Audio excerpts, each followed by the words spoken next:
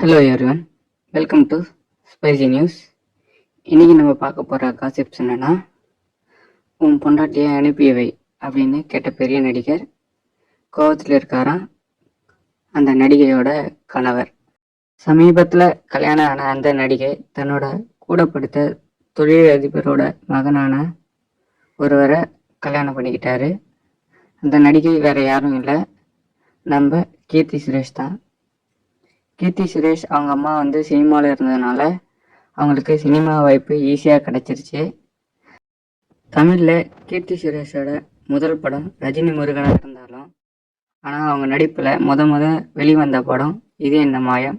அந்த படத்தில் இவங்க விக்ரம் பிரபுவோட ஜோடியாக நடிச்சிருப்பாங்க. என்னதான் அந்த படம் சரியாக ஓடலைனாலும், அடுத்து இவங்க சிவகார்த்திகேயனோட நடித்த அந்த ரஜினி முருகன் அப்படிங்கிற படம் இவங்களுக்கு ஒரு நல்ல பேரை வாங்கி கொடுத்துச்சு. இந்த படத்துக்கு பிறகு கீர்த்தி சுரேஷ் பல ரசிகர்களோட கனவு கன்னியாக மாறினாங்க. அது மட்டும் இல்லாமல் அப்போ பீக்கில் இருந்த சிவகார்த்திகேயனோட ரெமோ அப்படின்னு இன்னொரு படமும் நடித்து அதுவும் பல கோடி வசூல் பண்ணி கீர்த்தி சுரேஷ் இன்னும் உச்சத்துக்கு போனாங்க.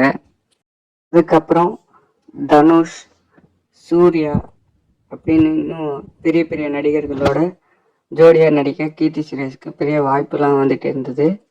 அந்த நேரத்தில் கீர்த்தி சுரேஷுக்கு வந்த ஒரு பெரிய வாய்ப்பு தான் விஜயோட நடித்த பைரவா படம்.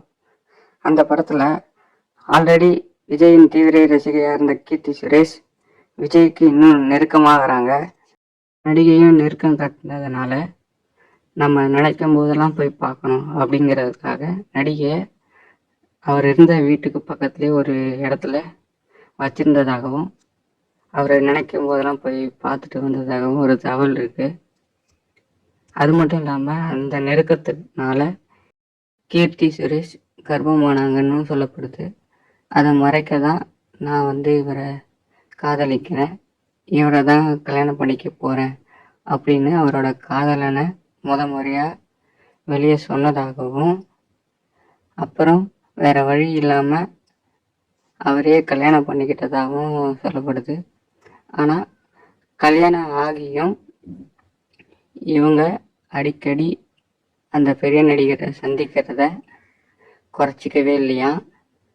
ஒரு கட்டத்தில் ஹஸ்பண்ட் கொஞ்சம் அடக்க ஆரம்பித்த உடனே அந்த நடிகரே அவங்க ஹஸ்பண்டுக்கு ஃபோன் பண்ணி உன் பொண்டாட்டி அனுப்பி வைன்னு சொன்னதாகவும் தகவல் இருக்குது.